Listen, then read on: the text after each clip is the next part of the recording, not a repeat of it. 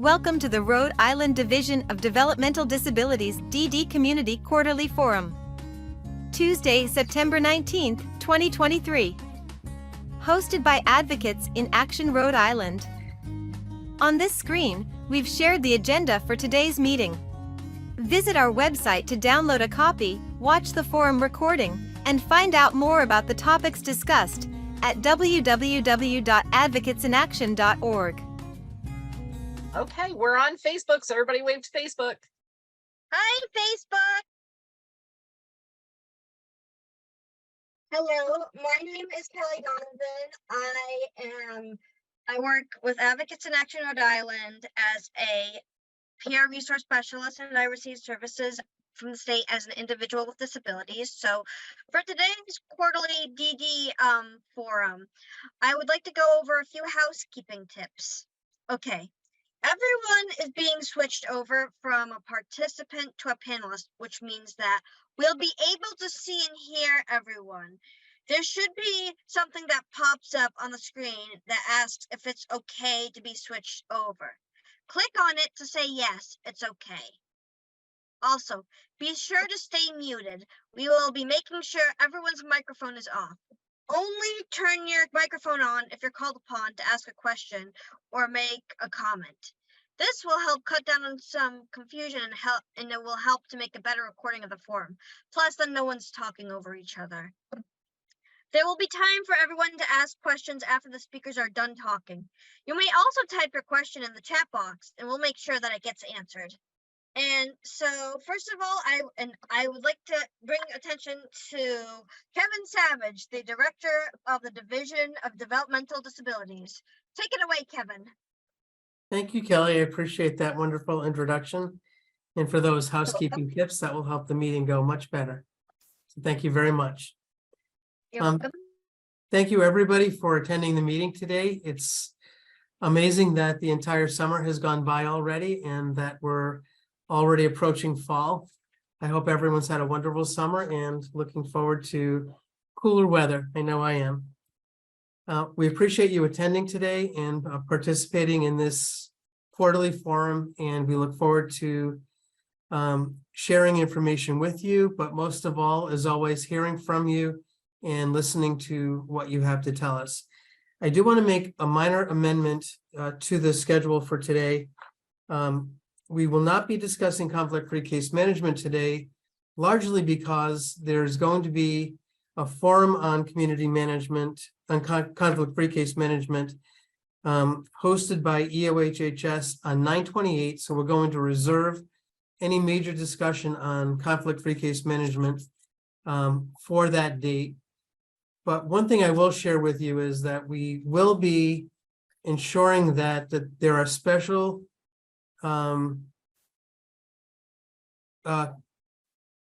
guidelines for DD versus the EAD providers, and we'll talk more about that on the 28th. But I don't want to get bogged down on telling you that we don't have answers today that will come up on the 28th.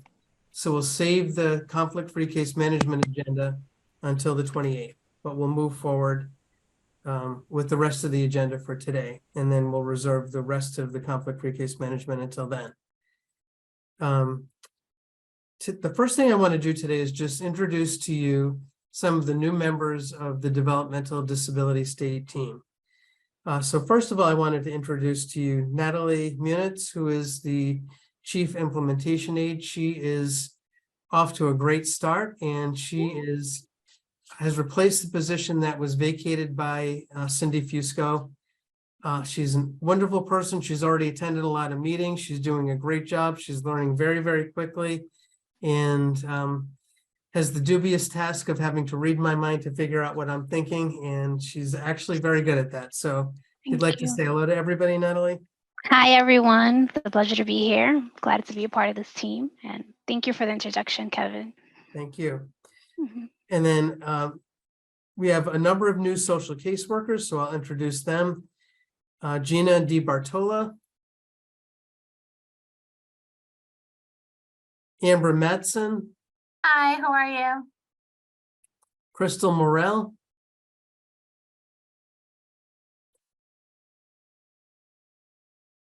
Katrina Ferry, I'm sorry, Katrina Ferry. She helped me remember her name because she's named after or has the same name as the hurricane, so that was helpful. Heidi Enriquez. Hi, everyone. And Robin Gannon, who is a new clinical training specialist. Hello. So we're very, very excited to have them aboard. We have filled all of the major positions. I think there's one transfer social caseworker that we need to fill, but we are as complete a team as I think we have been in probably 2 years. So we're very, very excited to have this expanded team in nearly all of our social caseworker positions filled. So anyway, welcome aboard, everybody, and we're certainly glad you're a part of the team. Next, I wanted to turn over the discussion to Anne LeClaire, who's just going to give us an update on what we've been doing on the implementation of the rate methodology process that we've been involved in for the last couple of years. So Anne? Thank you, Kevin. The rate implementation is well underway now. Finally, we were a little bit late with it, but most of the existing services are all set. We're still working out some things with, we needed new codes for it. So there's still a little bit of work to do, but you shouldn't have any problem with any of the billing for existing services at this point. So if anyone hears of any problems, please let me know. We have some new services that we're now going to turn our attention to. How do we roll out some of the new services, such as family-to-family supports, peer-to-peer supports, supportive living, companion housing. So we're going to start having meetings and developing our proposals for how to roll those out with our provider agencies, and then also how to roll them out with self-directed folks. Most of the materials are on our website now. Some of them are still a work in progress, but either you can find them under the forms, policies, brochures, and guides, under brochures and guides, or under the initiatives for the rate methodology. We do have the new billing manual out. People want to look at that. We have the new rate tables out, and the new funding level, which were formerly called the tier package sheets, are out. That will be updated this week with new tables for youth in transition who are also receiving adult services. We'll be adding in their own funding level package for youth in transition who are also receiving adult services. We're in the process of updating that now. I think that's all I have, unless there are some questions. Thank you, Deb. Deb put the links in the chat for me. Great. Thank you, Anne. It doesn't sound like there are any questions. I'll just pause for 1 second in case there are.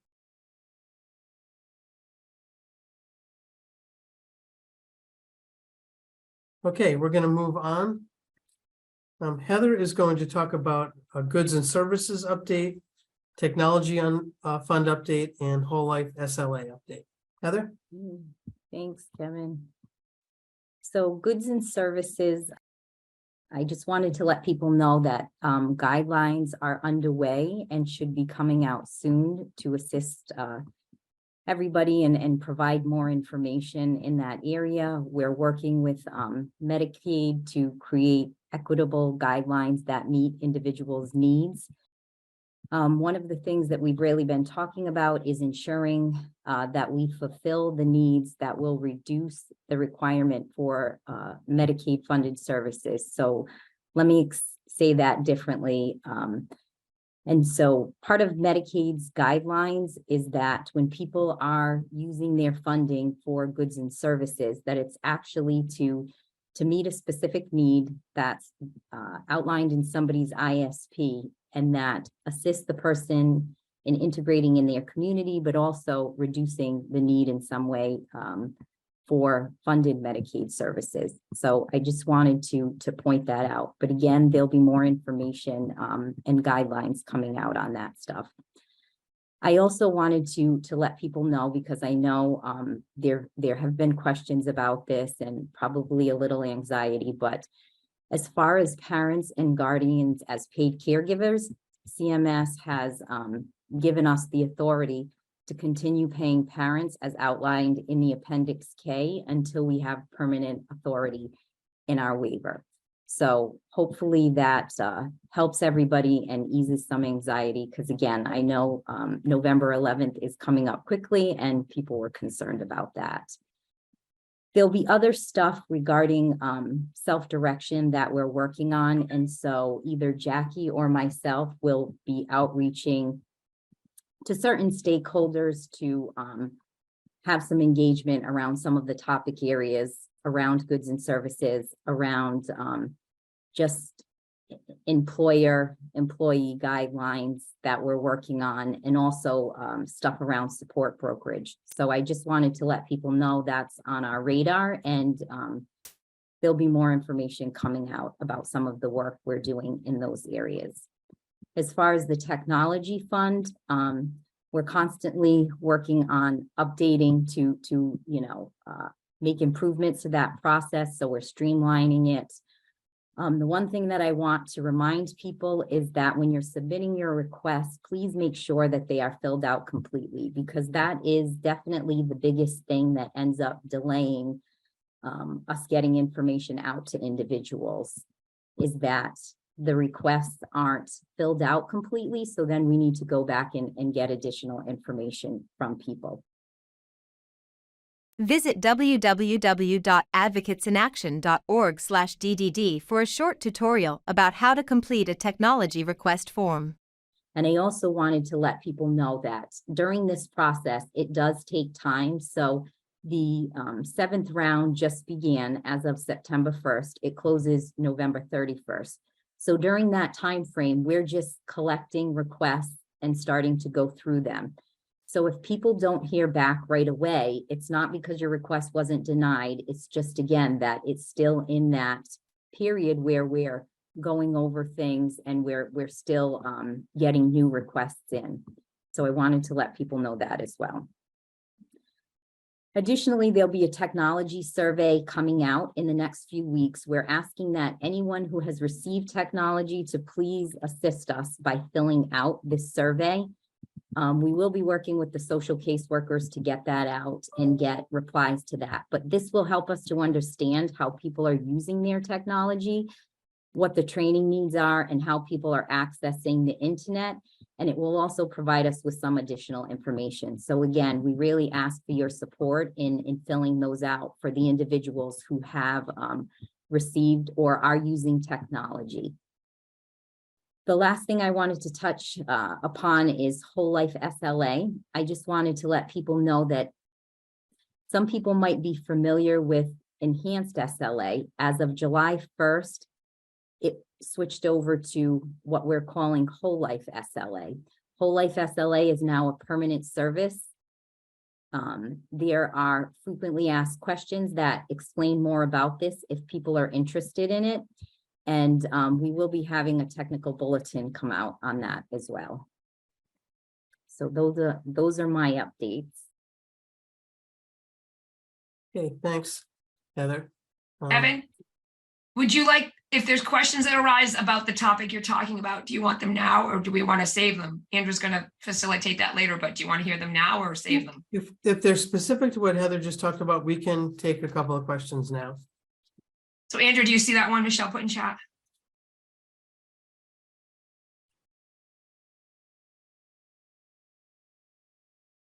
Yes, I see the question she put in chat. You want me to read it? All right. From an attendee, is DDD exploring how people who use provider services can access goods and services without having to self-direct services? So we have tried to, let me say that question has come about previously, and individuals do have to go through an FI in order to get goods and services. Yeah, I think that's great. That's the simple answer. It's a direct answer, and it's really the final answer. It's been explored, and no, you can't do that. You have to go through an FI. Thanks, Heather. Mary Beth? Heather, you said that the parents and guardians will continue to be paid under the Schedule K. I just want to clarify. So you're including like November 11th to January 1st? Because that was, and Yes. then as of So- January 1st, under the renewal, that would, so there would, it would be seamless to allow the parents and guardians. So it will be seamless, yes. Okay, so then the question that I have are, we talked about a possible committee being formed to look at procedural safeguards. Has that happened? And do we have procedural safeguards? Because the only thing that I know of, I believe I know of, is that parents cannot bill for over 40 hours. I think there was that one stipulation, but other than that, I didn't know if procedural safeguards have been considered, will be considered, you know, will there be additional like documenting methods for parents and those kinds of things. Do you have any updates on procedural safeguards? So that was one of the things that I just mentioned, saying that we will be reaching out to people because Okay. yes, we are going to be having the committee. So I know you and I have discussed that before. You're on my list to send out. But yes, we will be starting to work on that. Thank you very much. Yeah. The one thing I'll say about that is, as we just talked to stakeholders that will be included, that to come to that with a very open way of thinking on how we approach procedural safeguards for everybody. And I'm not directing this at any particular person, but the two things that we want to look at for procedural safeguards are ensuring that Medicaid funds are used appropriately and that we protect people from unwittingly committing fraud. Those two things have to happen. So just have that mindset as we begin that discussion.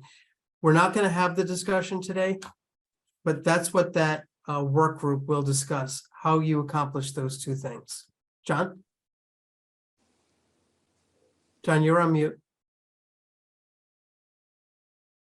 So I have a question about that whole issue of reaching out. How will parents get to know or learn about various groups that the department or the division are gathering to discuss these really important issues? Do you have a universal list, or are you selectively identifying people who want to be involved? And if people want to volunteer, how do they let you know? No, that's a good question. Do we have that information yet, either Heather or Jackie? So we have been talking about how to outreach to parents, and we've been working with our partners at Ripen, our partners at Sherlock, and Jackie and I just have gotten information from some people who want to be involved. I will say we do need to move the work forward because, again, there have been questions out there for a while, and I know people who self-direct are looking for answers. So we want stakeholder feedback and engagement, definitely, but we have to make sure the group size is so that we can, again, move the work forward. My request is that I'm glad you're thinking about the other parents, because my experience, frankly, is that although Ripen and Sherlock Center and even Advocates in Action have pretty good penetration, there's still a lot of parents who don't, who are not on their mailing lists and who don't really know where to turn. And I guess that leads me to my other thought, and this is not a suggestion because I understand what a huge problem that would be. But occasionally in the old days, and I qualify as old, the old days, there would be public meetings and people would just kind of go to them because they knew there was going to be a meeting, and they would meet other people and have an opportunity to interact.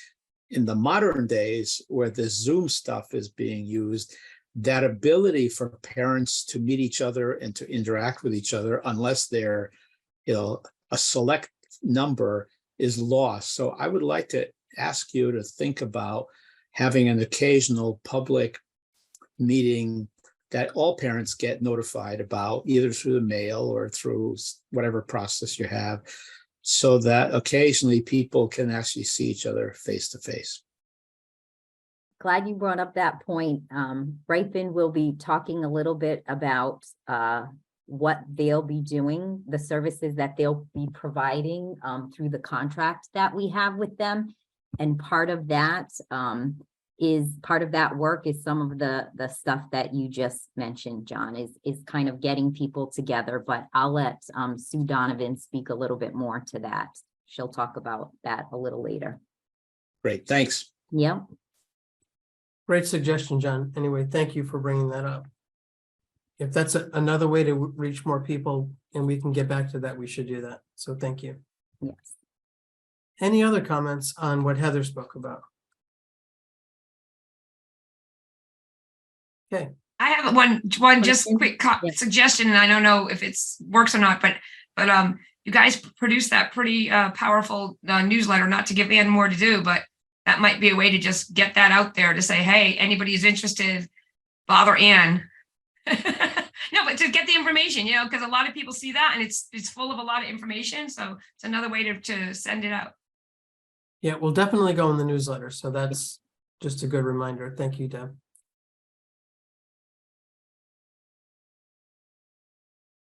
Here are some definitions for the terms that are used in the following conversation. SIS stands for Support Intensity Scale. THERAP is the name of the electronic case management system the division uses. The assessment date is the actual day you have your SIS interview. The completion date is when your SIS results are available in THERAP. The effective date is the date that your new tier and funding level begins. Tracy Levesque is going to talk about some changes in the assessment process. So, and she'll explain why we're doing it, and we'll give any hints. I'll let Stacey take it away. Thank you, Kevin. Alrighty, so we have some exciting opportunities here happening in the SIS unit. We are looking to enhance the assessment process overall. We will be conducting 3 different components to the assessment to help capture additional areas of support that individuals require outside of what the SIS assesses or above and beyond what the SIS assesses. At this moment, we are utilizing the SIS-A second edition. The SIS team rolled that out early last month. Some folks may have already had the opportunity to go through that. In addition to the second edition, we had started an additional needs and support questionnaire. And so there's an additional questionnaire happening at the time of the SIS. Once the SIS is completed, the assessor will conduct the questionnaire.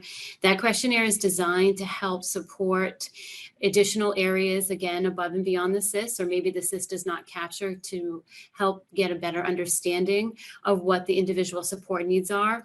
Our goal is to really help target specific areas that we often see supplemental requests for, and really help reduce the reliance on these supplemental requests, or otherwise known as S109 requests.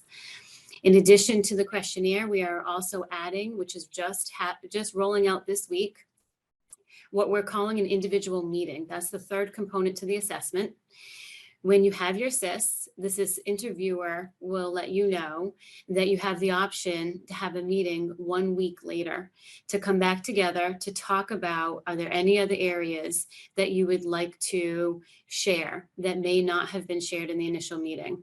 This is not to add on to the SIS, because we cannot go back and add additional information to the SIS, but it is to add on to the overall review to help design your individual budget.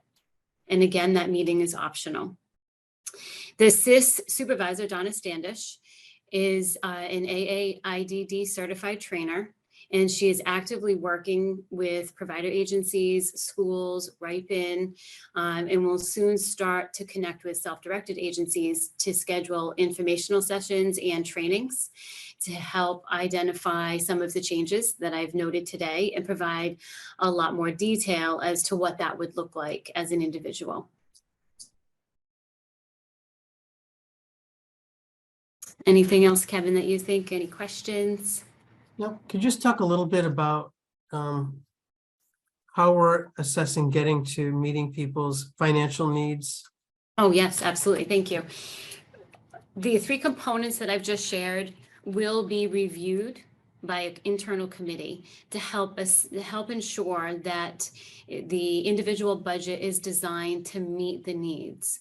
And so we are looking less at the letter of what the tier results in and the overall assessment. While this assessment is extremely valuable, we are looking at the tier and beyond to help develop that individual budget. Our main focus is to get individuals the right level of supports and the right level of funding to meet their daily needs for the most optimal quality of life.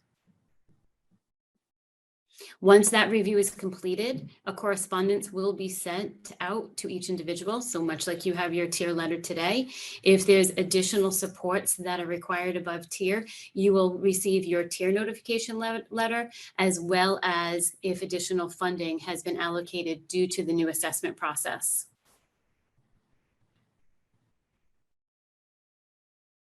Thanks, Tracy. Any questions how the new assessment process is going to work? Andrew? Yeah, actually, I'm not the one with the question. Kathy Oh. just put one in the chat. Okay. It reads, how can I get more hours for self-direct? Do I need to redo my SIS or do I have to wait till my next SIS? I just had it last year, I think. If you are self-directed and you're in need of additional supports, I recommend that you work with your self-directed agency to help determine if there's a way to build in the supports that you can within the new rate package. If there's supports needed above the tier package, they can help guide you through the process of a supplemental funding request. A follow-up on that, we tell people to talk to their DD caseworkers, so should they talk to their fiscal intermediary first? If the fiscal intermediary will have the nuts and bolts to what the budget looks like. So that's the first one to tell them, okay. Yes, the most ideal conversation would be with the FI first, yes. You're welcome. Mary Beth? Tracy, I didn't hear your last statement. You said you will receive a tier notification letter, and then is it a second letter or is there an additional piece to that acknowledges additional funding? Could you just repeat that sentence, please? Sure. You will receive your traditional tier letter as it stands today. And then you will also receive an additional communication once the committee reviews all components to the new assessment process, identifying whether you have been allocated additional funds above tier to develop your individual budget. Thank you. You're welcome. John? Yeah, I have a clarification that I'd just like to make. I really like how you're moving ahead with kind of personalizing people's budgets. And I particularly like the idea that we're moving towards really addressing the particular need. I guess what I don't know, and it's not, I don't think it's something that you can control at the division, but maybe I'm wrong. I'm hoping I'm wrong. There are people who, with some additional support than they're getting now, could probably live independently supported in their own homes, family homes, or their own apartments 24/7. You're getting very close to that budget, those numbers. And I'm curious to find out, is there a state Medicaid policy that prohibits the concept of individuals living 24/7 in their own home? And if there is, I guess I'd like to know who made that decision. If there's not, is there a plan in place to help families figure out how to make that possible? I'm going to be, without revealing a lot of information, I've seen these numbers, and there are people who I think with a little bit of help and a little bit of creativity could actually do that. But I'm not hearing a lot of encouragement to that yet. I'm kind of more hearing like, you get to a level of need where the dollar need is high, you're kind of like shunted into a congregate living situation. I think there are people who would prefer not to be shunted in that direction, but the barrier is inadequate funding because of their location of where they're living.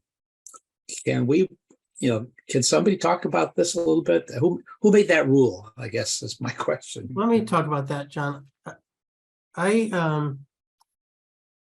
When we use terms like shunted into places where people don't want to live, that's certainly not the intention of what this whole community-based DD division is about. So I don't want to talk about any individual plans here, but if we have people who could be living independently and are forced into a living situation that they don't want to be in, I would like to know about those cases and look at them independently. I doubt we're talking about hundreds of cases. Right. I think if there are cases where that is happening and we can figure out how to help people live where they want to live with the right kinds of supports, maybe the right kind of technology, and help that happen, we are all ears. And I am certain that the providers working with them are all ears. So I don't think that these would be cases to celebrate helping people get where they want to be across the entire system. These would be wonderful cases of collaboration. Nobody wants people to be where they don't want to be. So if you know these families and you can help them you could have them call me or Tracy. Yep. We will work on getting the right people together to help them be where they want to be and be creative about doing that. I applaud you for having that opinion and attitude. And yeah, I think I do know of some people who are already at that spot. So I will reach out to you, separately. But I also do want us to know, because I'm pretty sure that you guys are very flexible and willing to do a lot, but I want to make sure that we don't run on a fool's errand and then get kind of blocked by Medicaid, either here in the state. We're not going to get blocked by Medicaid. Okay. Yeah. Okay, great. I'm going to interrupt with the administrative request for, if people type a question in the chat, the people that are answering it, we'd like to have them all answered out loud because not everyone can read. Yeah. So we don't want to miss people out. So there was one in the chat. There's a couple in the chat, but one wanted to know if people after tier and additional allocation still feel that the funding does not meet their need, is it still allowable to submit an additional request S109? And the answer was yes, an individual can still submit for an S109 or administrator review. And there's another question coming up. Where's Andrew? Because he's the I'm right here. Can you do the next one, please? Yes. How far in advance of the ISP anniversary date or expected start date will people get their funding letters? And that one was from Claire Rosenbaum, by the way. I apologize. I was kicked out of the meeting and had to just log back in. So I think I did miss that there was a question in the chat that I had answered, if that was already mentioned. That was taken care of. The next question, Andrew, if I could just ask you to read it again for Tracy's sake. Thank you. Yeah, it is. Question was submitted by Claire Rosenbaum and it reads, how far in advance of the ISP anniversary date or expected start date will people get their funding letters? And do you know that answer? If it's the annual, not related to the SIS itself, we'll be sending out statements that will have that information quarterly. Funding doesn't change in the middle of a year. It only changes with the SIS or with an S109. Claire, does that answer your question? Oh, I'm sorry. The question is not exactly. If there's a When SIS in the middle of the year, when does the funding change? There is, Tracy, did the document ever go out? Was it ever finalized on when the SIS takes effect? It has not been included in the newsletter yet, and to my knowledge. But is it finalized yet? Just about. It will be by the end of the week. So for the next newsletter, we will have a document that explains when the different types of SIS, when they take effect.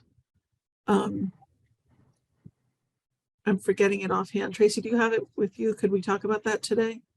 Yes, absolutely. We can share, I will share with you in one moment so I get it correct because it gets a little tricky.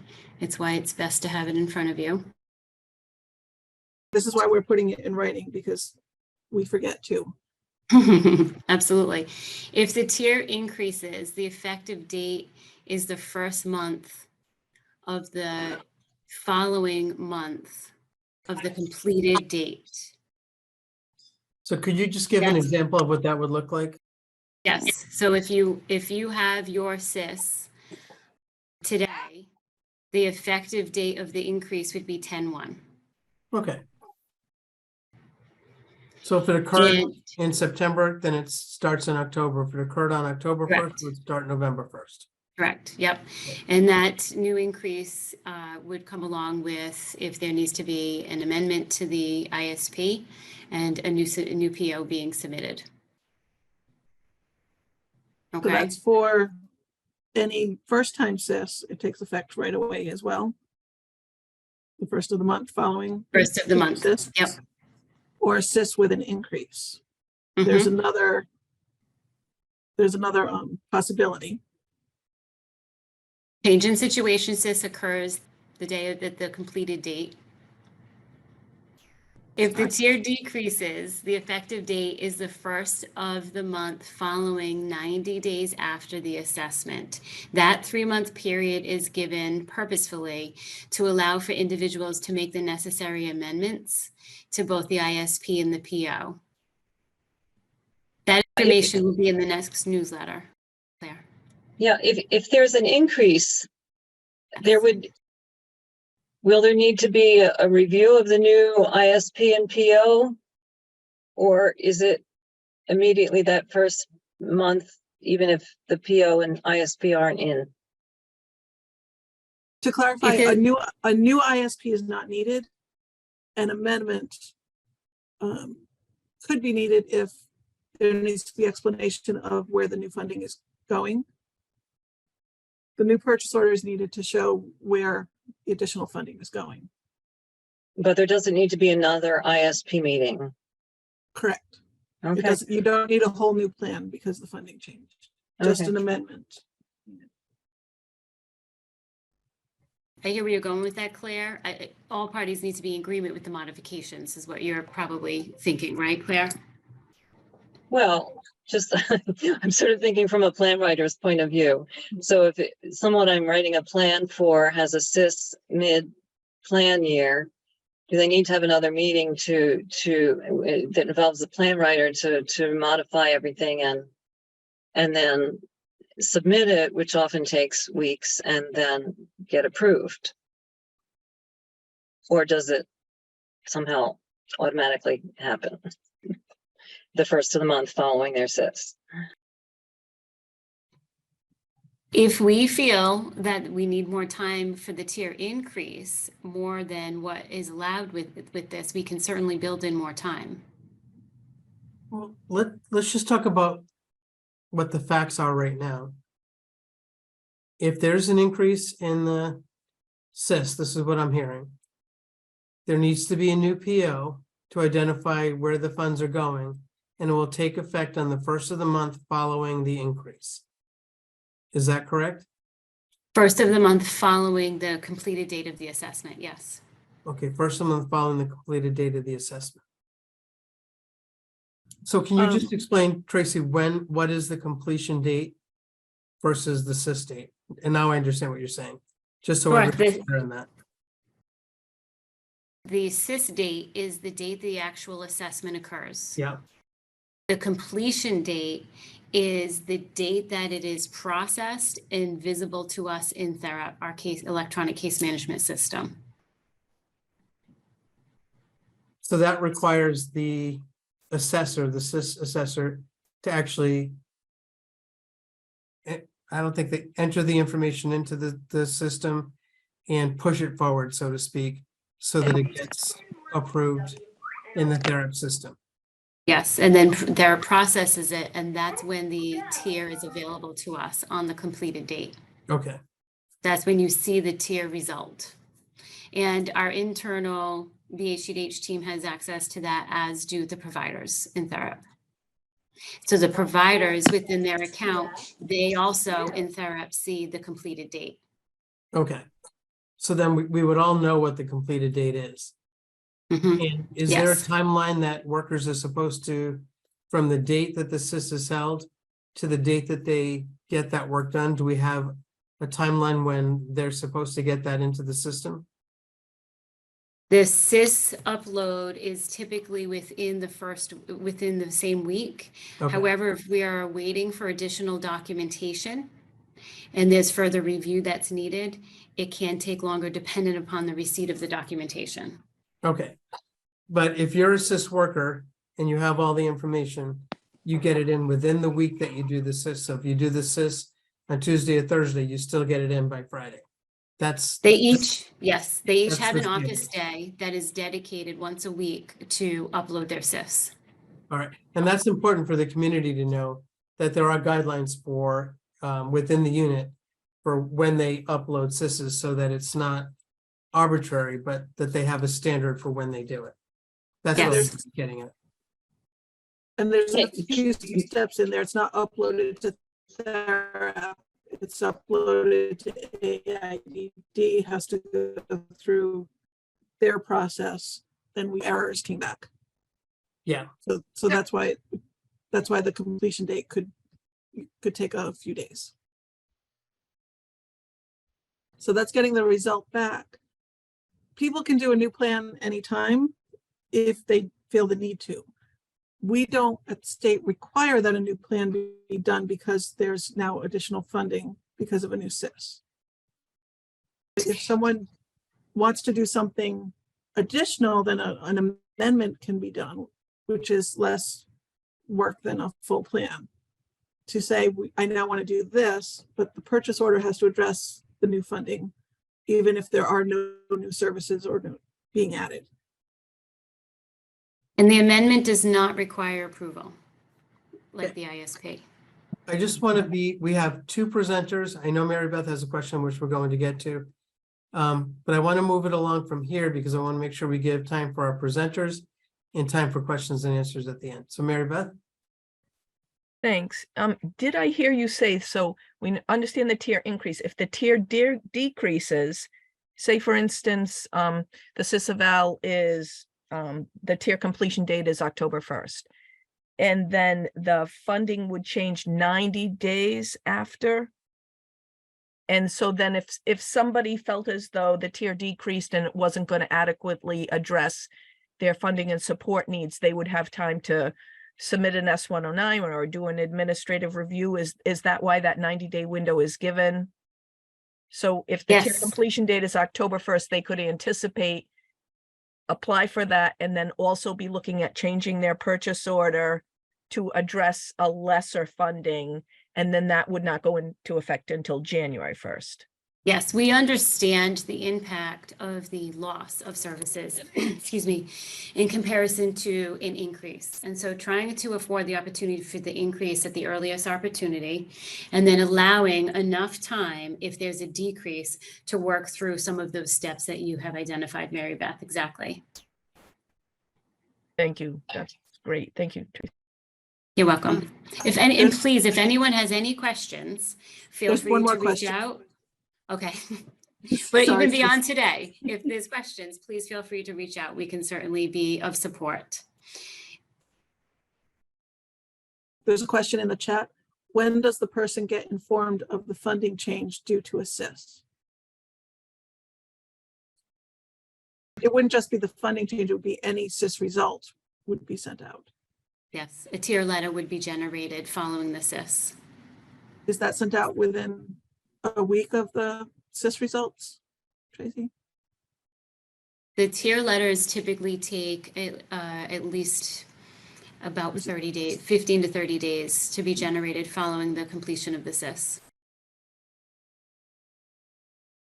So when does the 90-day clock start? The completion date. Completion date. Okay, thanks. All right, I'm going to turn it over to Sue Babin from Rhode Island Cross Disability Coalition to talk about all the positive things that's going on from her world. Thank you, Kevin. Appreciate the opportunity to talk to everybody today. I think somebody might have our slide presentation. Thanks, Deb. I'm here today representing, I work for the Rhode Island Developmental Disabilities Council, and we submitted a, well, actually the Rhode Island Cross Disability Coalition submitted a proposal to the state for a DD transformation grant in collaboration with the DD Council. Tanya Blicker, who is the chair of the Cross Disability Council, was out this afternoon over at the Pawtucket School Department doing a presentation, so she may jump in at some point. Can we go to the next slide? So we're going to talk about our project, which we call Rhode Island Wins. And there are 4 different components to it. The first is peer and family education. The second is workforce development, focusing in on staff and employers that are in the state of Rhode Island. And the third is what we're also calling employer engagement roadmap, with some work that we're doing with the Secretary of State's office. And then the last one is a collective, a learning collective involving various stakeholders who have DD grants. So let's go to the next slide. So under the first one, right here you have a picture. Some of you may know some of these fine folks. On the left is Tanya Blicker. In the middle is Deanne Gagne and Rachel Ferrara. They are the 3 coordinators who work with the Cross Disability Coalition and about 20 individuals who have disabilities. One of the things that they're doing is has put together a speakers bureau, and on the right you see, if you can read it, it's a little hard, but it's a topical speakers bureau that's available to anybody. They're doing presentations right now this week and next week with the Providence School Department and the Pawtucket School Department. So there's presentations that they have. They're all PowerPoint presentations. They're all about an hour and a half. If anybody's interested in any of these, you can get in contact with either Tanya or myself. Person-centered planning, employment can work for you. How do you own your own business? What's that about? Building social skills and self-esteem. Understanding the adult DD system. How do you transition from transition services to adult services? Let's talk about money. What does it mean to develop a budget and to save and invest money? Developing good relationships. And the last one is on sexual abuse awareness. So that's part 1 of our of the 4 areas within the transformation grant. The next one, please. Next slide. So the next slide, we've been working since last September in bringing Doug Crandall, who is a nationally known expert in the field that works with, I don't know, over 20 different states around the countries, on helping staff to really learn different techniques for going out and meeting with employers. And what the difference is to focus in on what we're calling information interviews with employers, to meet the employer at their place of business and find out about their workforce needs. And so staff are now presenting themselves as working in the field of workforce development, because as we help people with disabilities to obtain jobs in the community, we are increasing our economy within Rhode Island. And what you have on this slide is a couple of photos of 2 recent visits. Yeah.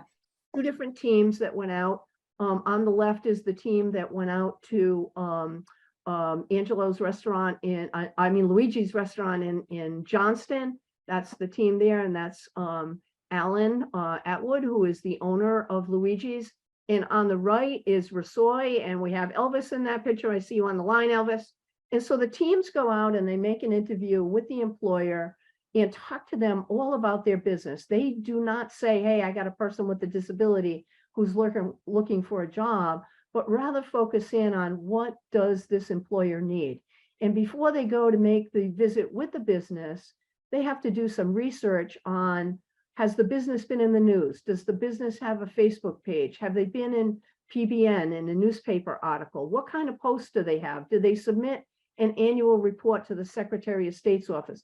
To learn everything they possibly can about that business, so that when they go out and talk with the business owner or owners, they can immediately talk to them about some things that they've seen and start off the communication and rapport on the right foot. And then they start talking to them about, so what do you do here? What kinds of things keep you up at night? If you had more money, what would you want to do within your business? What would you say are your business needs? And then the team comes back and works on a proposal for how they may address those particular needs of the business, and then determine who on the team is actually going to follow up with the employer. We have already done about 25 employer interviews since we started this project last September, and we've trained close to 70 people, I think, statewide.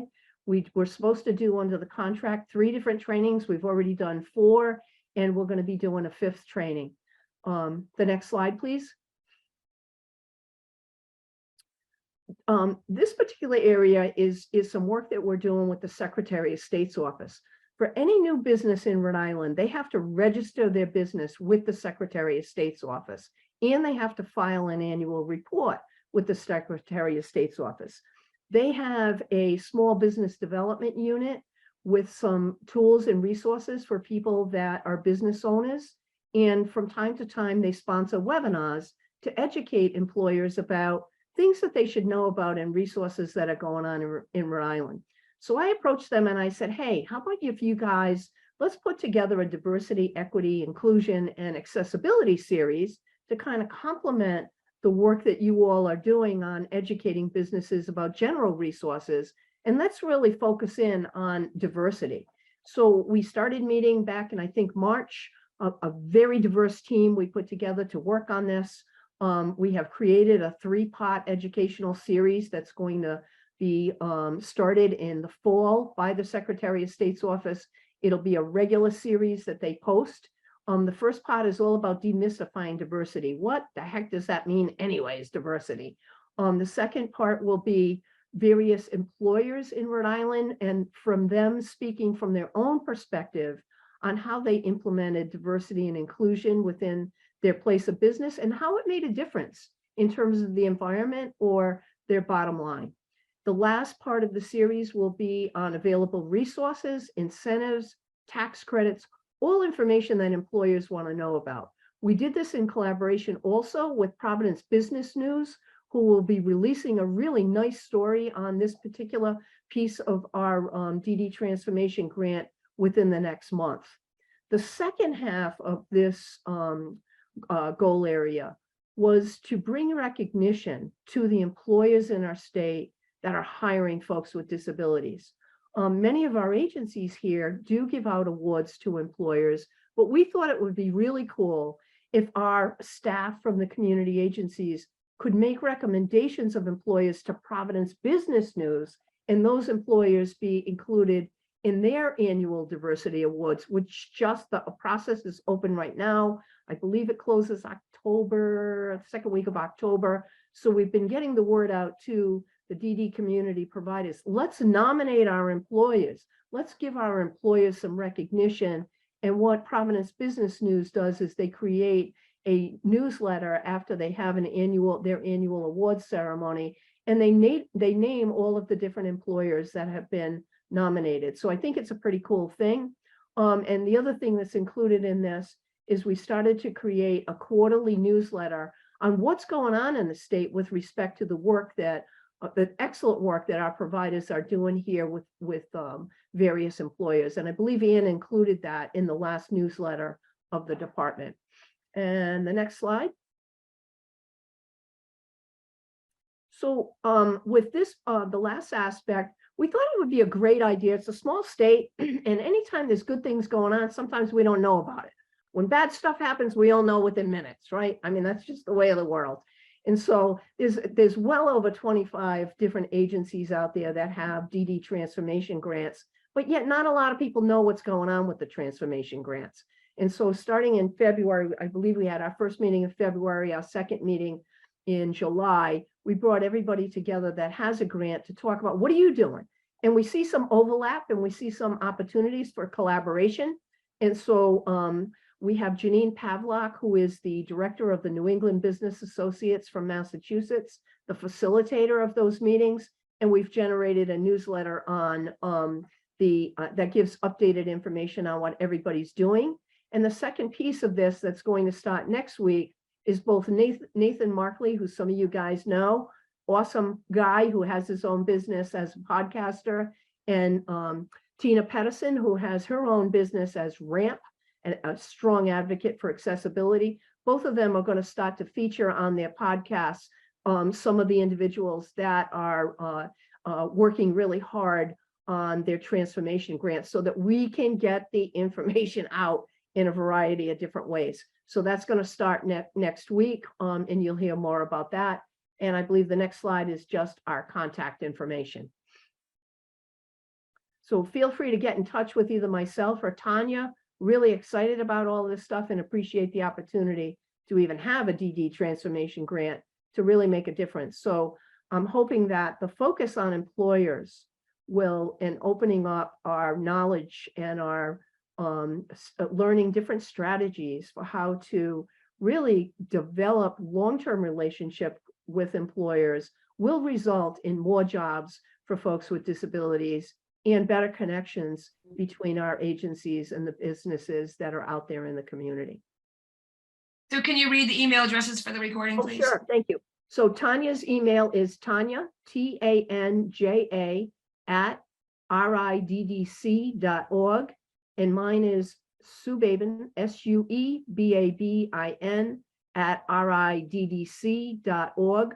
You can also go to the Cross Disability Coalition's website and see copies of those newsletters that I mentioned and other updated information about what we're doing with this DD transformation grant.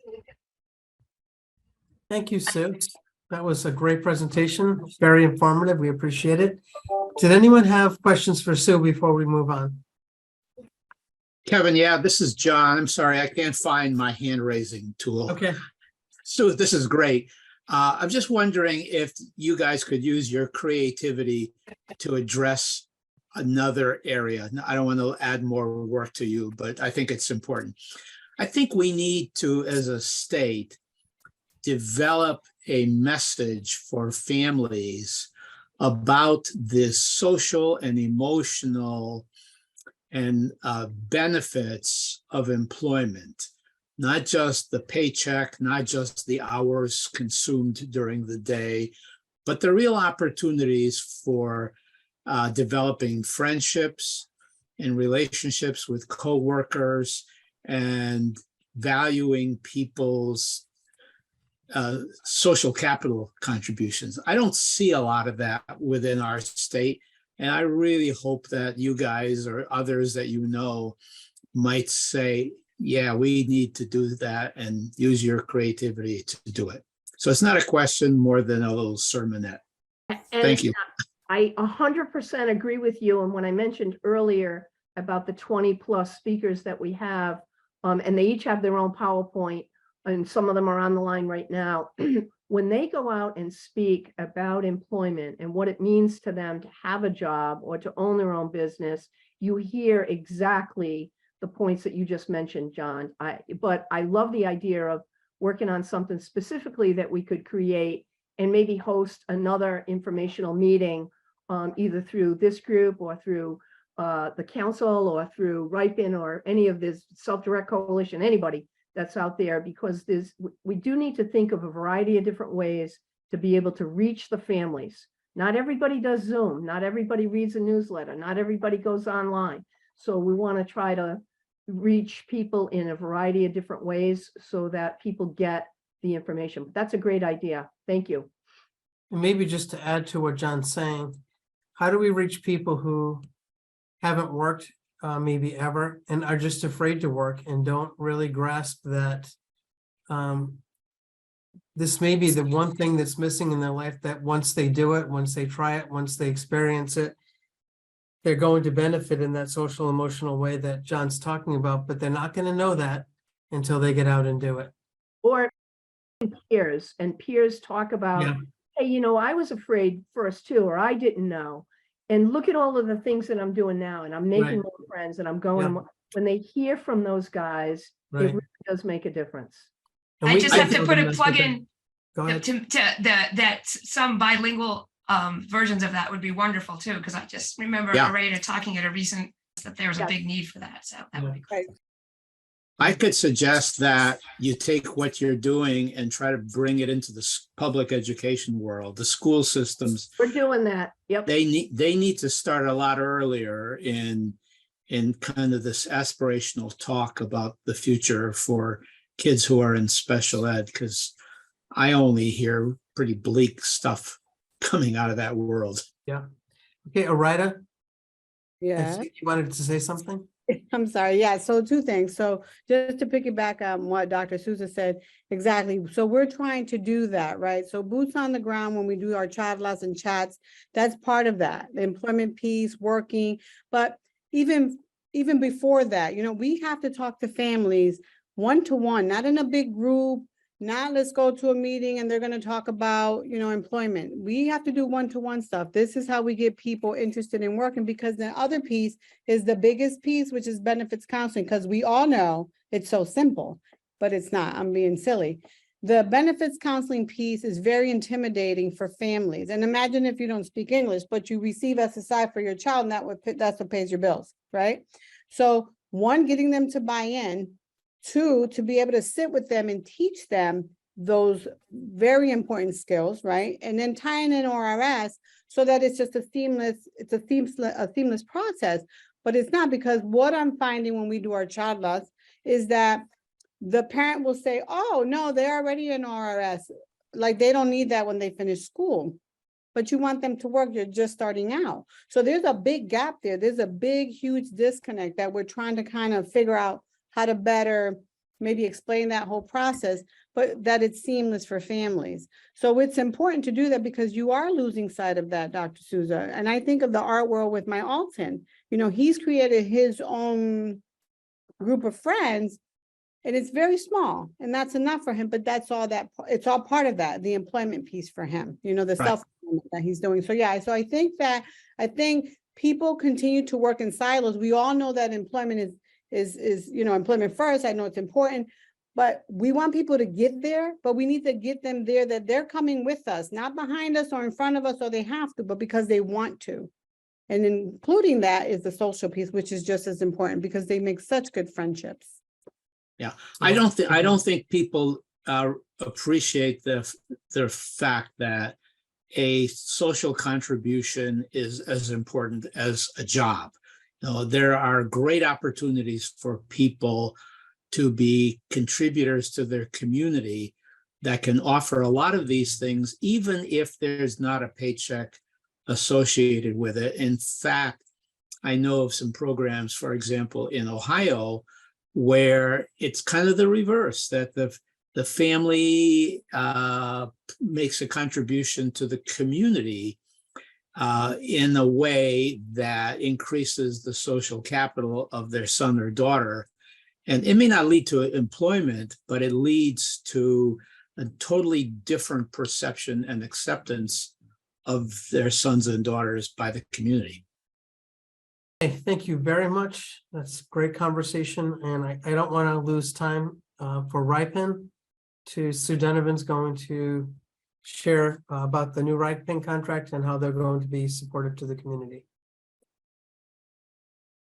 Thank you. My name is Sue Donovan and I work at Ripon. I have a few slides and I'm going to go through them very quickly because this great conversation generated other things that I want to make sure that I include and tell you about, things that are coming down the pike, you know, some of the things that we're hoping to do in the future. So as you may have heard, Ripon, BHDDH has contracted with Ripon to provide some capacity building around self-directed supports in Rhode Island. At Ripon, the new program, we're referring to it as the self-directed support program. And we are, many of you are familiar with Ripon. We help Rhode Islanders navigate different systems of care. So healthcare, education, healthy aging, and community resources. We've been around for 32 years and we are built on the peer model, meaning that 65% of our staff are actually consumers, individuals who have navigated the systems of care that we're helping our families and consumers and individuals navigate today. So the focus area for Ripen's self-directed support program is really, these 4 cornerstones. Number 1 being the most important, training. We will be providing resources, peer support, and referrals. The trainings, we have a calendar, a full calendar of webinars and workshops that we're offering, and we will pull that, I'll pull that schedule up in a moment. Resources, they come in many different shapes, sizes, flavors, and colors, right? So resources may be a tool, it may be a fact sheet, it may be templates. Rhode Island is rich in resources, but I know before I came to Ripen, I didn't have the capacity, my family didn't have the capacity to do the legwork and find all of the resources that my child was qualified for. So I was lucky enough to get connected to Ripen, and Ripen was that bridge for me. And that's what we continue to do today. Peer support, our peer support model, it's twofold, really. We're working with a couple of partners. We're working with Advocates in Action as well as the Sherlock Center, and we'll talk a little bit more about that in a moment. And then referrals. Our program is referring folks that are interested in self-directing, or maybe they already are self-directing, or they're trying to make that decision. And we're connecting them to the resources that they're going to need to be successful in doing that. Okay, so let's move on to the next slide. And whoopsie. I had a little mouse incident, but I was able to get the batteries back in time. So the Sherlock Center, we're working closely with the Sherlock Center, and we've been meeting weekly and going over the resources that are available on their website and some of the supports that they have in place. We are also working with Advocates in Action. Advocates in Action is building and leadership training for peer-to-peer support, so that consumers that are doing self-direction can actually give some suggestions or share their experiences with consumers that are hopeful to self-direct or that want to self-direct. So peers come in many different ways, right? We've got peers that are consumers, and we also have peers at Ripen who may be guardians, caregivers, or parents of loved ones that are self-directing. Advocates in Action, they're good at keeping us honest, right? They are all about being person-centered and making, and their friends at Sherlock Center are actually have a formalized training right now that just kicked off a cohort this morning on person-centered planning, as well as self-determination, and helping every individual become self-determined so that they can advocate for themselves and driving their own life, driving their services. So we do have an advisory for this project, and we're working closely with the 6 fiscal intermediaries, which there are 6 different agencies in Rhode Island that do help folks self-direct by being the fiscal intermediary. And we have partner agencies that we're working with, and they'll also be on the advisory. We are looking for consumers that are self-directing, as well as caregivers or guardians that are interested. And I'll give you contact information at the end so that you know where you can reach out if it's something that you're interested in.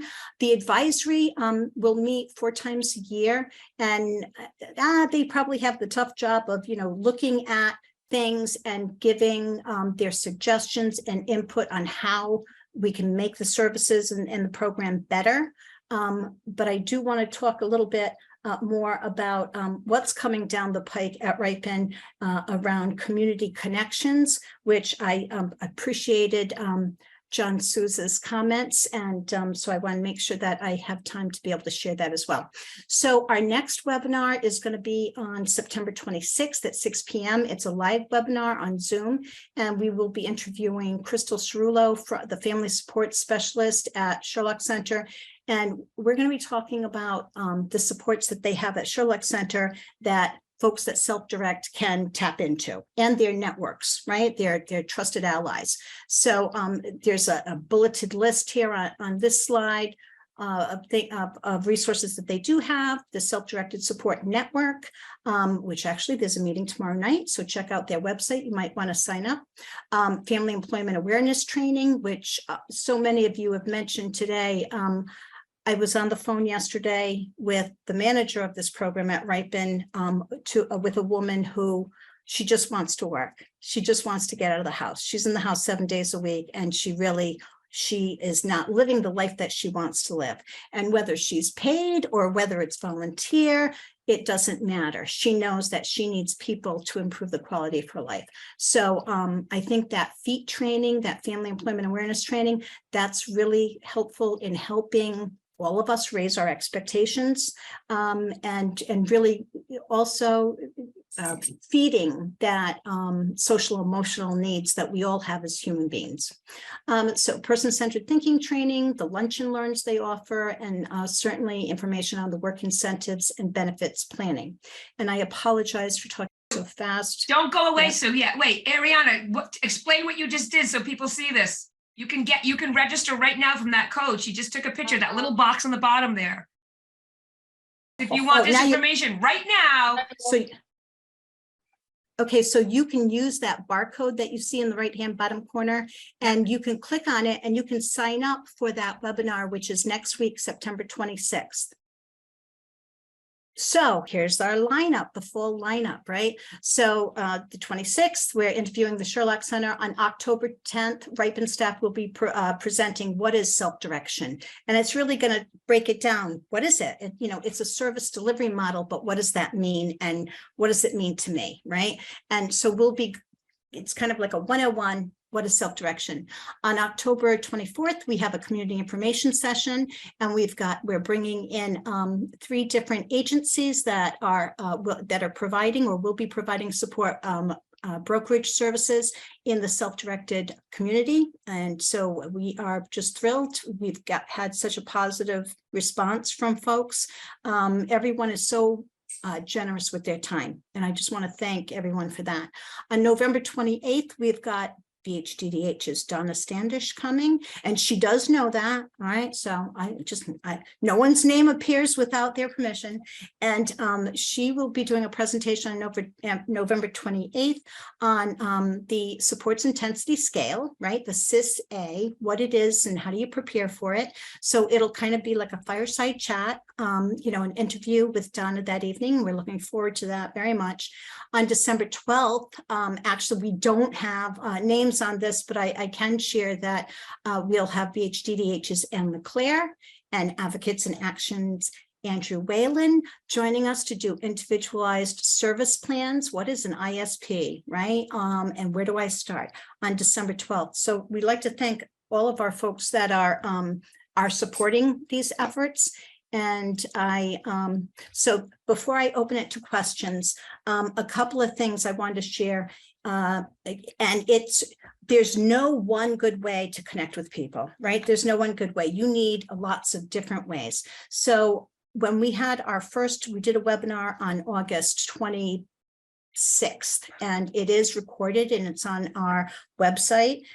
So I suggest that you check out the Ripon website around employment supports. And we had guest speakers come to talk about what different things exist. So in preparation of that, we realized that we have approximately 1,200 folks in Rhode Island that are using self-direction through BHDDH that qualify through the Division of Developmental Disabilities. Out of those 1,200 folks, Ripon has a listserv where we're able to reach out to approximately 400. This is what we started with in August. And then we had a hard copy postcard mailing campaign of 800 postcards, which introduced folks to the new program at Ripon, our phone number, our email address, our ways that you could reach out to us, learn more about what's going on in self-direction, and to get connected. we're very pleased that we had very few out of 800 oversized postcards. We only got about 24 back that were incorrect addresses that that we immediately, worked on correcting that so that we can reach back out to those folks. The next part of our outreach will be a calling campaign. So we will be following up with a little over 740 folks that may or may not be connected in other ways to follow up to introduce ourselves and see how they would best like to connect and see what needs that they may currently have that they would like to be able to share. We're hoping that we are able to, identify who's using technology and collect email addresses so that we can grow our listserv. When we send out publications on the listserv, it's not just folks that self-direct, but also many of you, right? There are direct support professionals on our list. There are plan writers, there are agencies. And so this constant contact, you may get like an email from Ripen that's a constant contact from the self-directed support. And that has a base of 2,000 recipients, okay? So it's not just consumers, but family members and friends of, and folks that are all connected through the self-directed world. And let's see, I just wanted to, so now that we've got, and maybe I should go back to, well, no, it doesn't matter. Now that we've got that schedule out, we've started talking about community connections. And once we get through our calling campaign, which we're really excited about, we'd like to establish some community connections so that we can bring folks together so that we can get input from consumers, input from caregivers or guardians or family members, input from direct support professionals or perhaps plan writers or providers, folks that are supporting individuals that choose to self-direct. And those will be held in person and in hybrid and virtual. We'll have options. We'll be able to do these meetings in the community as well as have a hybrid option so that folks that can't travel or have difficulty traveling will be able to tap in and really make the connections that we're hoping folks can make. So that was kind of like a lot of information, and so I guess, do we have any questions? Yeah, thank you, Sue. Thank you for a great presentation and so much information in a short amount of time. Do we have questions for Sue before we end the meeting? So I don't have a question, but I just want to jump in because I really want to thank Ariana for showing people how you can use your technology to help you with, all things. I really appreciate that. That was such a great example. So I just really wanted to point that out. And thank you too, Sue. It was a great presentation. And thank you too to Sue Babin for also presenting all that wonderful stuff that you're doing. I mean, it's really great work. Thanks, Heather. Questions for Sue? Kevin, I just want to say something to Sue Babin, is Okay. that our group is following up with the business owner on our employer engagement, and we today had a meeting with him at noontime. It went very well and very positive, so we're getting there. Thanks, Elvis. Thanks. Anybody else? I do. Okay. Kathy? So I can sign up for those online meetings. Yes, and Kath, we'll put the links when you go to our website with the recording. We'll put the links right underneath the recording, so you see them right there. And those are free, right? So and Kath, there's no charge for any of that stuff. Free is nice. We like free. And Kim Einloth had to leave, but she had a flyer. The Rhode Island Alliance for People for Self-Employment. Is that what it stands for? Rhode Island APSE.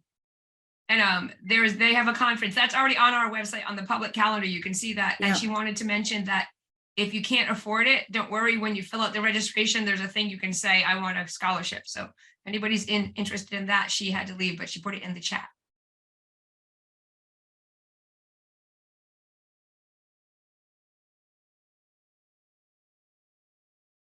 All right. Anything else? Any other questions for Sue Donovan specifically? I didn't want to shortchange Ripon and follow-up questions. I know Sue put a lot of effort into presenting today, so I wanted to make sure that we asked or gave her an opportunity to answer any questions. Her presentation was very thorough, though.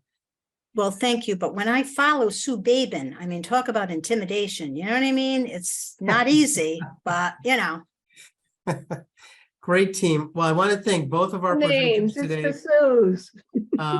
Great job. We really appreciate being Haywood, too. partners, for both of your agencies. And thank you, everybody, for participating. I particularly appreciate the people who spoke up, gave input, asked questions, made suggestions. That's why we come together, because as a community, you can make a bigger difference when we get together and add input. Your comments and suggestions have been registered and will be taken, and of course are taken very seriously, always are. And thanks so much for getting together. We look forward to getting together next quarter.